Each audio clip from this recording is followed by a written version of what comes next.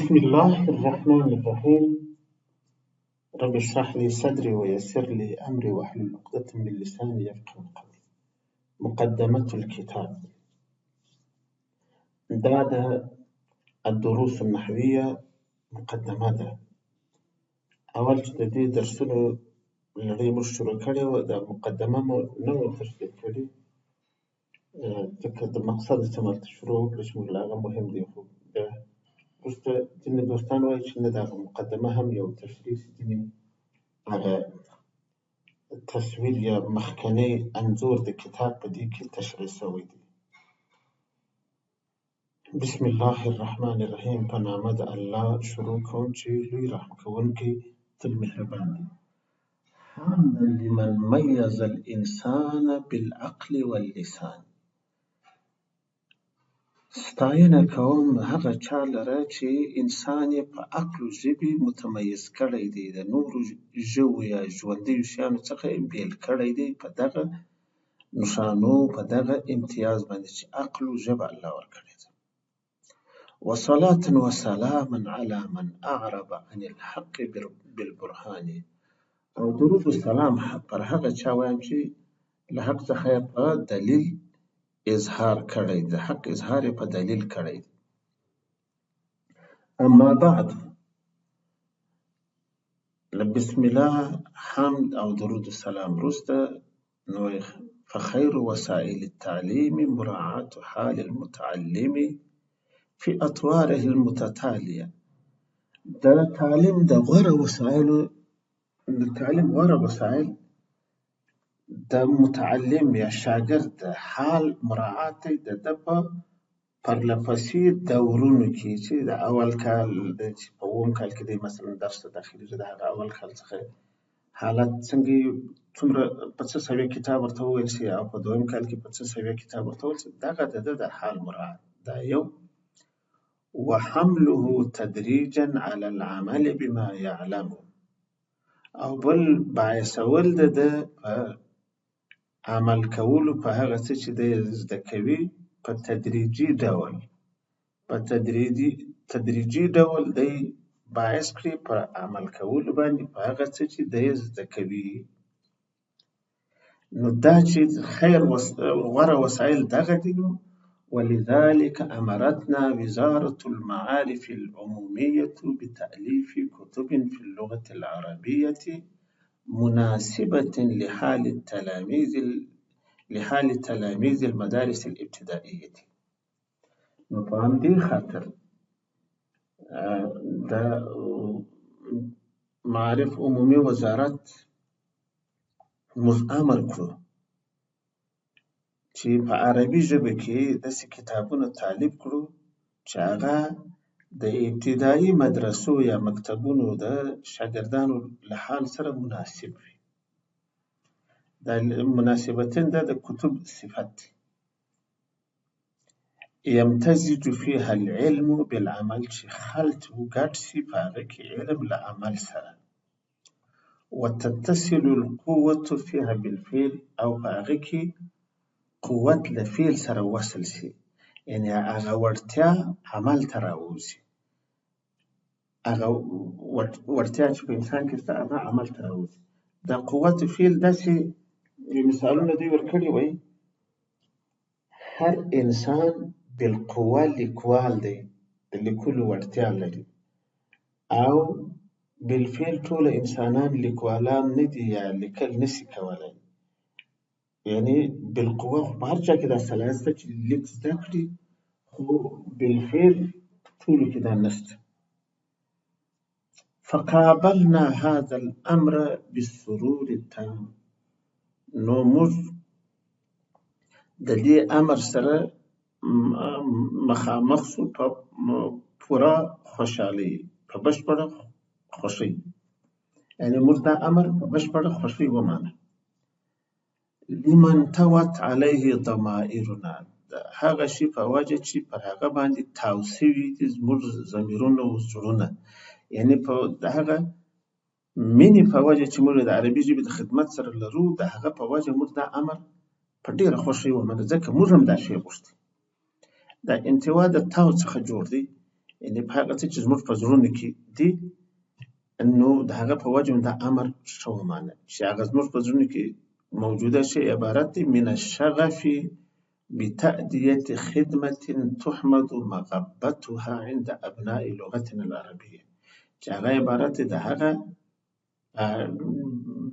بې حده مینې له هغه بې حده مینې څخه چې موږ لرو د ادا کولو و ترسره کولو د داسې خدمت چې وستایل شي د هغه پایله زموږ د عربي ژبې بچیانو په وړاندې یعنې موږ د داسې یو خدمت سره مینه لرو چې زموږ د عربي ژبې د بچیانو په وړاندې هغه پایلې د ستایلو وړ وي واستعنا الله تعالی فی وضع 3 کتب او موږ له الله تعالی څخه مرسته وغوښته د 3 کتابونو په وضع کولو یا لیکلو کې دلته لاندې لیکل دي چې بیا وروسته یو بل استاد هم ور اضافه شوی دی تعویض شوی دی او 4م کتاب هم دوی ورسره وضع کړی چې په هغې کې بیا تقریبا دا قواعد چې په دا درو مخکې کتابونو کې د هغه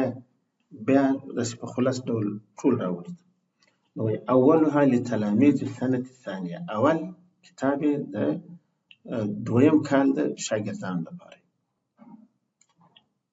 د مکتب د 2م کال شاګردان وغير خاف ان اذهان هؤلاء خالية بالمرة من كل شيء من القواعد او دا خبره خو پټه نه ده چې دغه شاګردانو ذهنونه یو مخ خالی دي د هر ډول قواعد څخه یا د قواعد د هر شي څخه خالی دي نحوي قواعد د هر شي څخه خالی دي واعمارهم بمقتضى القانون لا تتجاوز 9 او د قانون له مخې د دوی عمرونه تر 9 کال پورته نه وي اوس عام طور باندې قانون دی چې پر 9 کال شاګرد داخليږي نو کېدای شي دوی یعنې د 9 کاله چې پوره کړي وي نو 8م کال کې مکتب یا مدرسې ته داخلېدی نو 2م کال کې دا یعنې 9م کال ته شاملېدی یا 9 کلنی کېدی نو په هر حال دوی وایي چې تر 9 کالو عمر پورته نه وي دا وخت ولذلك لم نضمنه الا مبادئ النحو ضرورية جدا په دې خاطر موږ دې کتاب ته داخل نه کړه مګر هغه ابتدایي مسایل اساسات د نحوي چې بیخي ضروري وي هغه ابتدایي او ډېر ضروري قواعد مو داخل کړه د دې کتاب ته جدا معنی بیخي مؤثرين في بيان ذلك الأمثلة والضوابط السهلة په داسې حال کې چې ترجیم ورکړی او د دې په بیان کې هغه اسانه مثالونو او قواعد ته لا التعاريف المضطردة المنعكسة الجامعة المانعة نه هغه تعریفونه چې مضطرد و منعکس یعنی جامع و معنی وي دا جامع و معنی دا مضطرد و منعکس اصلا تفسیر دی یعنی داسې تعریف چې ټول افرادو ته شامل او غیر د معرف بل هیڅ شی پکې داخل نشي جامع خو دا معنی چې یو فرد هم بهر پاتې نشي ټول افرادو ته شامل شي او معنی دا معنی چې د دغه معرف له افرادو پرته بل هیڅ شی په دې تعریف کې را نشي بل شي ته په دې تعریف کې د داخلېدو اجازه نه وي داسې شکل تعریف شوی او د خپل مضطرد و منعکس یا اضطراد و انعکاس تعریف کتابو داسې کړی وی اصل دغه هغه مجرد د طرد لفظ دی وی الطرد هو كل ما صدق عليه الحد صدق عليه المحدود طرد یا مضطرد کېدل دې ته وایي چې هر هغه شی چې پر هغه باندې حد یعنی تعریف صادق نو محدود هم پر صادق مثال په تور که ووایي چې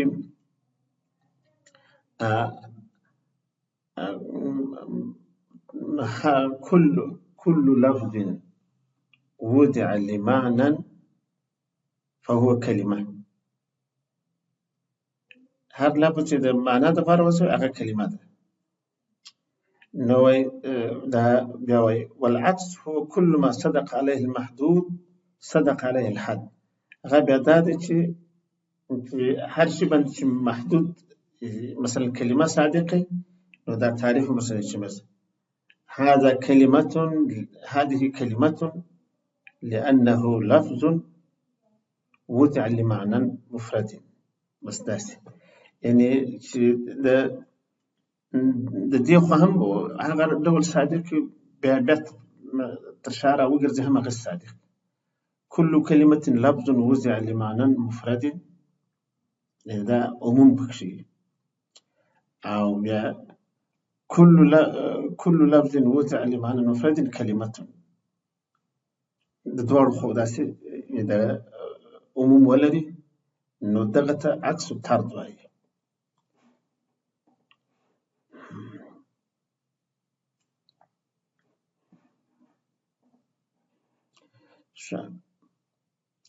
وقصرنا كلامنا فيه على أصول الإعراب الظاهرة او موږ رالاند کړ خپل بحث په دې کتاب کې د اعراب پر هغه ظاهر اصول باندې یعنی دغه چې د اعراب څرګند علامې پکښې د رفع علامه مثلا دغه څرګند ضمه وي د نصب علامه څرګند فتحه وي داسې شیان.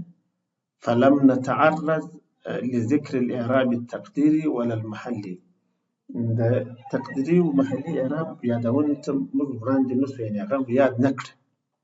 تقديري خو دا د معرب اسم کې چې اخر کې مثلا الف مقصوره یا مخکې کسره لکه اوس الف مقصوره مثال اولئک علی هدى من ربهم.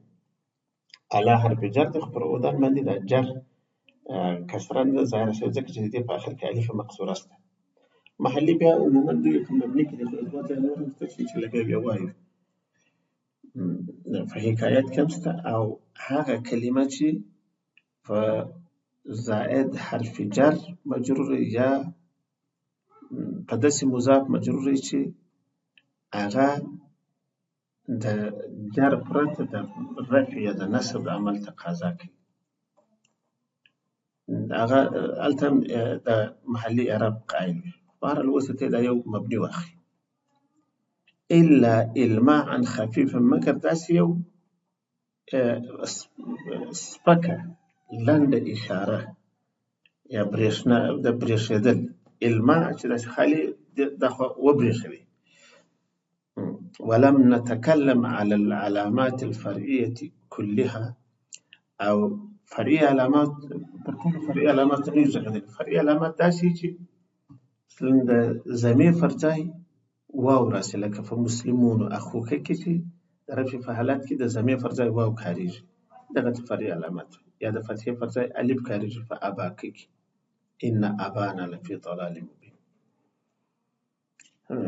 په ټولو یو حتی لا یضطرب ذهن الطالب باختلاط هذه المطالب د دې لپاره چې د طالب ذهن مختلط نشي په دغه مطالب باندې.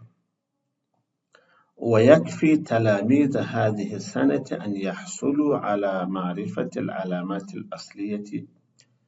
وإذا دغه کال شاګردانو ته دا کافي دی چې دوی دا حاصل کړي د پېژندنه د اصلي علاماتو. یعنې دغه کال شاګردانو ته دا بس ده چې د اعراب اصلي علامات وپېژني. وقليل من الفرعية والعوامل اجمالا او یو لږ هم د فرعي او عواملو څخه د فرعي علاماتو څخه او د عواملو څخه په اجمالي ډول باندې. فرعي علامات خو ما مخکې مثال وویل لکه د رفع چې په ضمیر باندې دا خو اصلي مثال دی اصلي علامه ده او رفع په واو باندې دا فرعي علامه ده. مسلمون اخوك مثلا حتى إذا تدربوا عليها لا يعثر عليهم أن يشرعوا في الكتاب الثاني. أن تدري چې کله دوی تدریب و تمرینونه پر دغه مطالبو یا پر دغه اصلي علاماتو باندې حاصل کړي نو بیا پر دوی باندې سخت نه تمامېږي دا چې په دویم کتاب شروع کړي المتضمن لما في الكتاب الأول وزيادة مع توسعة المطالب. هغه کتاب چې هغه دویم کتاب چې متضمن دی هغه څه ته چې په اول کې دی او دارنګه متضمن دی و زیادت لره. یعنې دویم کتاب کې هم د تیر کتاب مطالب شته، هم زیادت ورسره. د تیر کتاب مطالب داسې لنډ راوړي چې بیا ته شاګرد ته ورپه یاد کړي چې دا تا ویلي وو، او بیا پر هغه باندې د هغه سره نور شیان چې د زیاتېدلو نوبت یې هغه ورسره زیاته کړي. مع توسعة المطالب، سره د زیاتوالي د مطالب، و توفیة الشرح بعض حقه، او د پوره کولو شرح لره بعض حق د هغه، یعنې نوکې شرح هم په دې دوهم دغه کې وکړي، دوهم کتاب کې. ثم الثالث، او بیا کولی شي چې ان یشرع فی الکتاب الثاني ثم الثالث، او بیا په دریم کتاب شروع وکړي. المتضمن لما فی الثاني و زیادة ایضا، چې دا دریم هم متضمن دی هغه څه چې په دویم کتاب کې و زیادة ایضا، او سره زیادت هم. مع تتمیم ما یطلب تتمیمه، سره د پوره کولو د هغه څه چې پوره کول یا بشپړتیا یې مطلوب وي.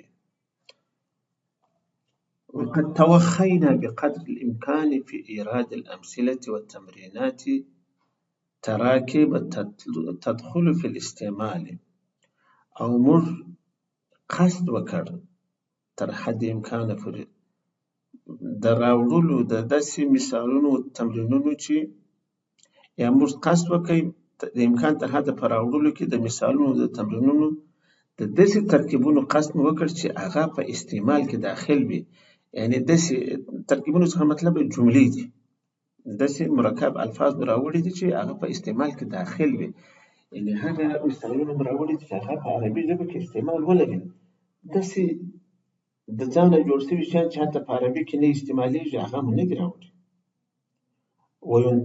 وينتفع بها في أكثر الأحوال، وګټه ځینې اخیستل کېږي په اکثره وختونو کې. لتنطبع في ذهن التلميذ من عهد الصغر، دا د دې لپاره چې د شاګرد په ذهن کې ځای ونیسي د وړوکوالي له وخته. تنطبع چې طبع شي، یعنې چاپ شي د ده په ذهن کې، معنا نقش شي د ده په ذهن کې نقش شي. وترتسم في صفحات قلبي، او د ده د زړه پر صفحاتو باندې دا رسم شي. فيسترشد بها في أقواله وأفعاله ليصل إلى غاية كماله، نو دی بیا پوهنه حاصلوي په هغه باندې په خپلو ویناو کړنو کې.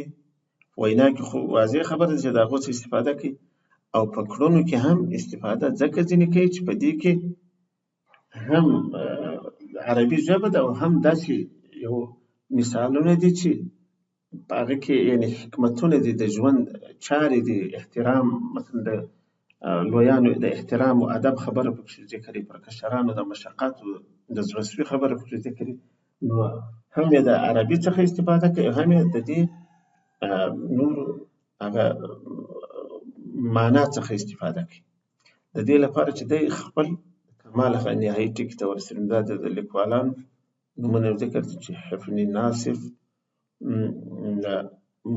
محمد دیاب، مصطفی تموم، محمد صالح. هلته مخکې ذکر شو چې بیا وروسته د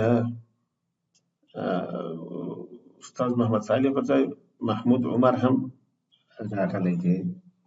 نو دا استادانو په دې کتاب کې ګډون کړی دی چې تقریبا 5 یا 6 کسان کېږي د دې په لیکلو کې.